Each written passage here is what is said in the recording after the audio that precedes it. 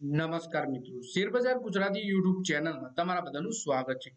આજે આપણે એવા શેર વિશે વાત કરવાનું છે જેમાં આપણે વાત કરીએ કે મિસાઇલ બનાવતી કંપનીને 57,000 કરોડ રૂપિયા સુધીનું ઓર્ડર મળી શકે છે। પછી વાત કરીએ મેટલ શેર વિશે, જેમાં આપણને માર્કેટમાં ઘટાડો આવ્યો છતાં પણ મેટલ શેરોમાં આપણને સારી તેજી જોવા મળી હતી। તો આ બધા જ શેર વિશે આપણે તમામ માહિતી ડિટેલમાં જોઈએ। તો આ વિડીયોને તમે પૂરેપૂરો જોજો, જેથી કરીને જો તમારા જોડે આમાંથી કોઈ પણ શેર હોય અથવા તો પછી તમે શેર ખરીદવા માંગતા હો તો તમને આ શેરો વિશેની માહિતી મળી રહે। પણ કોઈ પણ શેરમાં રોકાણ કરતા પહેલા તમારા ફાઇનાન્શિયલ એડવાઇઝર જોડે આ શેરને લઈને તમારે ચર્ચા કરી લેવી જોઈએ, પછી જ તમારે આ શેરમાં રોકાણનો નિર્ણય કરવો જોઈએ। સૌથી પહેલા મિત્રો વાત કરીએ આપણે સરકારી કંપની ભારત ઇલેક્ટ્રોનિક્સ લિમિટેડના શેર 21 મે 2025 ના રોજ 3.22% ધુઆધાર તેજી સાથે 375 રૂપિયા 50 પૈસાના સ્તર પર કારોબાર કરતા જોવા મળી રહ્યા છે। આ તેજી કંપનીની આ તે જ કંપની છે જેની બનાવવામાં આવેલી આકાશ મિસાઇલોની મદદથી ભારતીય સેનાએ પાકિસ્તાનના હુમલાનો વળતર જવાબ આપ્યો હતો। હવે કંપની એક દિવસ પહેલા કારોબારી વર્ષ 2025માં જાન્યુઆરી માર્ચ ક્વાર્ટરના પરિણામોની જાહેરાત કરી દીધી છે। ચોથા ક્વાર્ટરમાં કંપનીનો સરકારી કંપનીની આવક અને નફામાં શાનદાર ગ્રોથ જોવા મળ્યો છે। આ પહેલા જ શેરમાં એક્શન શરૂ થઈ ગઈ, એટલે કે કંપની છે ભારત ઇલેક્ટ્રોનિક્સ લિમિટેડ અને કંપનીએ ક્વાર્ટર 4 ના પરિણામો જાહેર કર્યા છે। અને આ એ જ કંપની છે જેમાં કંપનીએ આકાશ મિસાઇલ બનાવી હતી અને જેની મદદથી ભારતીય સેનાએ પાકિસ્તાનના હુમલાનો જોરદાર જવાબ આપ્યો હતો। તો વધારે માહિતી જોઈએ આપણે આકાશ મિસાઇલ બનાવતી કંપનીના શેર વિશે। મંગળવારે આ શેરોના પરિણામ બાદ તેજી જોવા મળી હતી। મેનેજમેન્ટ કોલમાં જણાવ્યું કે કારોબારી વર્ષ 2026માં કંપનીને ઓછામાં ઓછા 27,000 કરોડ રૂપિયાના ઓર્ડર મળવાની આશા છે। પછી વાત કરીએ કે આ અંદાજ quick reaction surface to air મિસાઇલના ઓર્ડરને છોડીને લગાવવામાં આવ્યો છે। મેનેજમેન્ટે quick reaction surface to air મિસાઇલના ઓર્ડરનું મૂલ્ય 30,000 કરોડ રૂપિયા જણાવ્યું છે, જે ફેબ્રુઆરી માર્ચ 2027 સુધી ફાઇનલ થઈ શકે છે, પરંતુ આમાં એપ્રિલ મે સુધી વિલંબ પણ થઈ શકે છે। આ કંપની QRSAM ઓર્ડર આ વર્ષે મળે છે તો કુલ ઓર્ડર ફ્લો 27,000 કરોડ સુધી પહોંચી શકે છે। મેનેજમેન્ટે કહ્યું કે ઇમરજન્સી ખરીદી ઓર્ડરની સ્થિતિ આ સપ્તાહ બાદ સ્પષ્ટ થશે। કંપની 8 થી 10 ઓર્ડર મળવાની આશા છે। BEL ને S400 સિસ્ટમના સબ સિસ્ટમ માટે મોટા ઓર્ડર મળવાની આશા છે।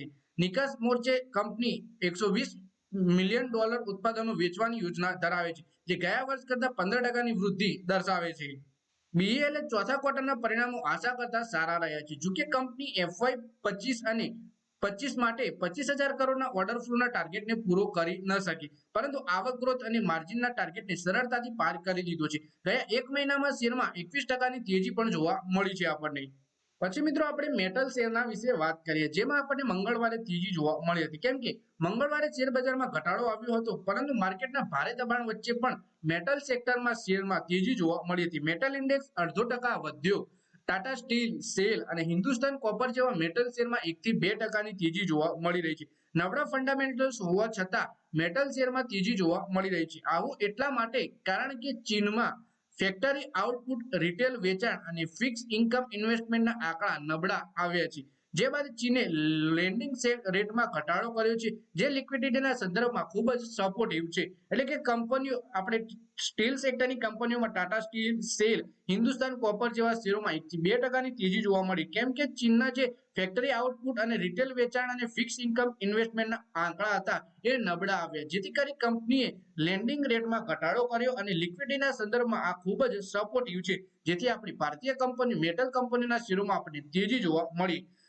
ચીને સવારે લેન્ડિંગ રેટમાં 0.10% નો ઘટાડો કર્યો। 7 મહિનામાં પહેલીવાર બેન્ચમાર્ક લેન્ડિંગ રેટમાં ઘટાડો કરવામાં આવ્યો છે। એક વર્ષનો લોન પ્રાઇમ રેટ 3.1% થી ઘટાડી 3% કરાયો છે। 5 વર્ષના લોન રેટને 3.6% થી ઘટાડી 3.5% કરાયો છે। ચીનમાં ડિમાન્ડ હજુ પણ નબળી છે।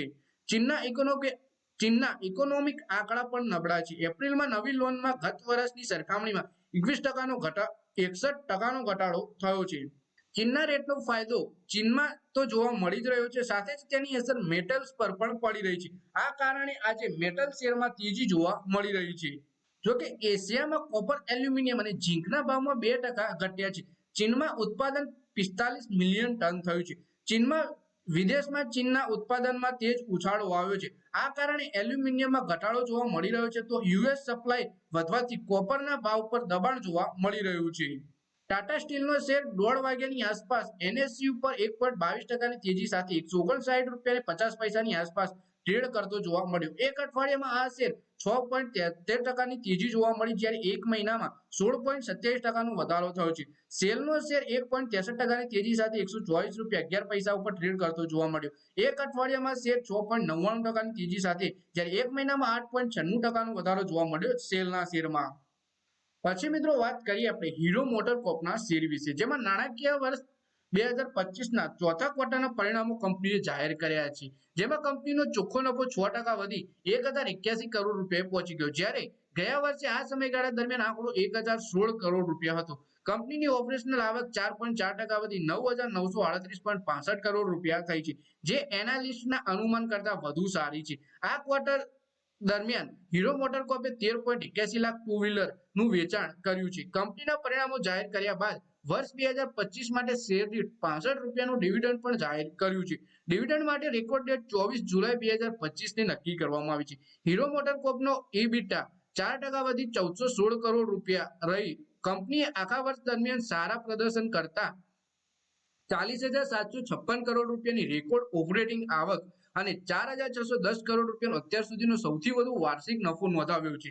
કંપનીએ જણાવ્યું કે નાણાકીય વર્ષ 2025માં તેના ઈવી વેચાણમાં લગભગ 200%નો વધારો નોંધાયો છે, જે અત્યાર સુધીનો સૌથી વધારે છે.